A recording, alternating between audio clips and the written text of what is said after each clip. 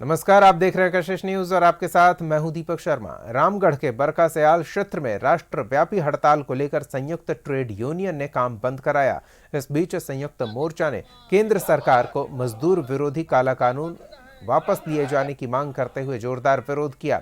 हड़ताल सफल बनाने को लेकर 90% मजदूरों ने अपनी हाजिरी नहीं बनाई और काम नहीं किया, जिससे कोयला प्रोडक्शन सहित अन्य कंपनियों का काम ठप रहा। कि आप लोग जान रहे हैं कि जो 4 लेबर कोड जो अभी जो लागू होने जा रहा है, इसका विरोध में हम लोगों ने आज जो है बंद हड़ताल जो है किया हुआ है। 4 लेबर कोड आने से मजदूरों को बहुत सारी सुख सुविधाएं कटती चली जाएगी। जैसे 940 बंद हो गया, जमीन के बदले जो नौकरी मिलता था वो आपका नौकरी देना बंद कर देगा। कार का जो घंटा जो पहले से हम लोग को 8 घंटा का था वो बढ़ा के 12 घंटा कर दिया जाएगा। बहुत सारे मजदूरों के साथ में जो उनके हित के है अहित में करेगा। ये जो सरकार है ये सब जो है जितना भी सुविधा है वो सबको काटते चली जा रही है। आज पूरे देश के मजदूर के साथ साथ कोल इंडिया में कार्यरत कोल इंडिया के मजदूर भी संपूर्ण हड़ताल में है। वहीं 4 श्रम कानूनों और बैंकों के निजीकरण के विरोध में देश भर में विभिन्न मजदूर संगठन, बैंक अधिकारी और कर्मचारी हड़ताल पर चले गए। इस हड़ताल को लेकर श्रमिक संगठन और बैंक कर्मियों में सरकार की नीतियों के प्रति नाराजगी दिखी। सभी बैंक बंद हैं। कर्मचारी और अधिकारी बैंक के सामने खड़े होकर सरकार के खिलाफ नारेबाजी करते नजर आए। मजदूर संगठन के नेताओं का कहना है कि नए श्रम कानून से कर्मचारियों के अधिकार प्रभावित होंगे। वहीं बैंक कर्मियों का आरोप है कि सार्वजनिक क्षेत्र के बैंक के निजीकरण से नौकरी की सुरक्षा और आम जनता की बैंकिंग सेवा पर असर पड़ेगा। बैंकों के कुछ मांग और साथ में श्रमिक कानून में जो सुधार किया गया, नया श्रमिक कानून जो बनाया गया है, 4 लेबर संहिता, 4 श्रम संहिता को जो बनाया गया है वो पूर्णतः मजदूर विरोधी है, जिसका हम पुरजोर विरोध करते हैं। इसको वापस लेने की मांग करते हैं। आज आजाद भारत में भारत को फिर से श्रमिकों को गुलाम बनाने की साजिश रची जा रही है। इसका हम पुरजोर विरोध करते हैं और मांग करते हैं कि अविलंब इस नए कानून को वापस लिया जाए। चलिए, सहयोगी राहुल और अधिक जानकारी के साथ जुड़ रहे हैं। राहुल, देशव्यापी हड़ताल किया गया है मजदूर संगठनों द्वारा, किस तरह का प्रभाव देखने को मिल रहा है?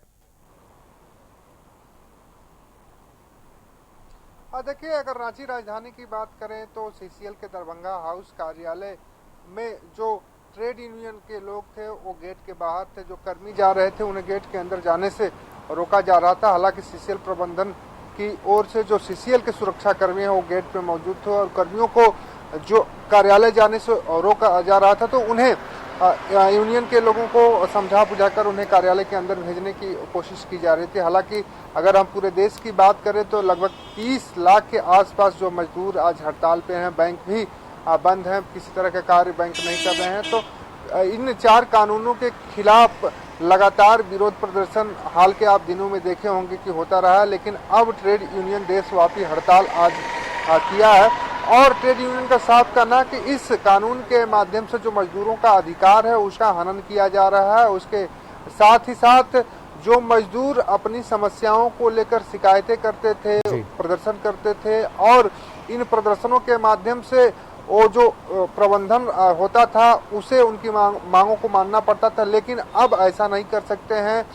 अब मजदूर किसी भी समस्या को लेकर सीधे कोर्ट जाएंगे और कोर्ट में उसकी सुनवाई होगी। तो ऐसे में जो न्याय व्यवस्था है बहुत ही धीमी है भारत में और सालों लग जाएंगे उन्हें न्याय मिलने में। वैसे में मजदूर क्या करेंगे और मजदूर के हित में किसी तरह से कानून दिखाई नहीं देता है। कोई कितने घंटा कौन काम करेगा, कितने घंटे की शिफ्ट होगी, इसमें ये डिफाइन नहीं है। तो कुल मिलाकर इन ट्रेड यूनियनों का कहना कि काला कानून है और इससे मजदूरों का जो हक अधिकार है उनका हनन होगा और उसके साथ ही साथ कभी भी नौकरी से मजदूरों को निकाला जा सकता है। इससे साफ जाहिर होता है कि केंद्र सरकार जो है कारपोरेट घराने को फायदा पहुंचाने के लिए इस कानून को लाई है और इस कानून का हम लोग तब तक विरोध करेंगे जब तक सरकार इसे वापस नहीं लेती। हालांकि अब देखना होगा कि आज जिस तरीके से ट्रेड यूनियन ने पूरे देश में हड़ताल किया है और अब आगे क्या कुछ रूपरेखा तय की जाती है ट्रेड यूनियन की ओर से, लेकिन हम कह सकते हैं कि रांची में इस हड़ताल का पूरा असर दिखा। सभी जो सरकारी दफ्तर हों या प्राइवेट कार्यालय हों उसमें इसका असर देखने को कहीं न कहीं मिला जी।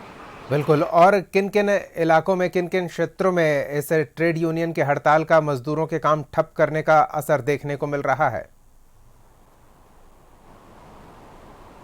देखिए, अगर सबसे बड़ा हड़ताल की अगर बात करें तो जो कैलेरी क्षेत्र है, जो आउटसोर्सिंग कंपनियां जो कैलेरी में खनन का काम करती हैं, उनके जो मजदूर है वो हड़ताल पर आज है। वहीं बैंक में भी आज किसी तरह का कोई काम नहीं हो रहा है। तो दो तरह से दो चीजें हम लोग देख सकते हैं कि बैंक और कैलेरी जो क्षेत्र है, कोल माइंस का जो काम होता है वो पूरी तरीके से ठप है।